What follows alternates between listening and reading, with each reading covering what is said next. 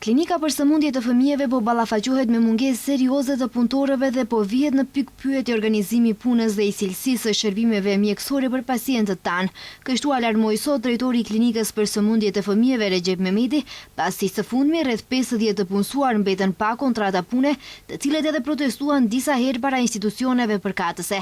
Ai bëri me dije se pothuajse gjysa e motrave medicinale ose gjithsej 67 motra medicinale nuk mund të mbulojnë kujdestarin dhe punën me turne, ndërsa shtoi se momentalisht klinika nuk ka asnjë të punësuar me kontratë pune.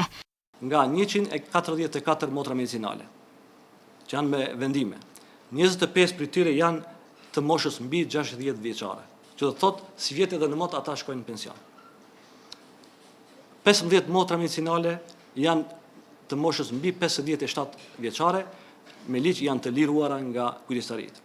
11 motra medicinale punojnë me orar të shkurtuar me vendim nga institucionet përkatëse.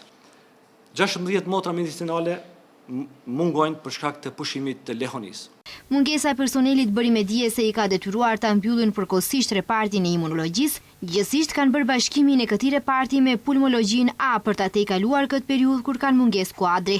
Për 50 punëtorët e klinikës që kanë mbetur pa punë dhe për të cilët Ministria e Financave tha se nuk janë personel mjekësor, drejtori informoi se prej tyre 23 persona janë personel mjekësor, 18 motra medicinale, 4 laborantë dhe 1 biolog. Ai më tej theksoi se kërkesat për plotësimin e vendeve të punës klinika i ka bërë në kohë dhe sipas ligjit.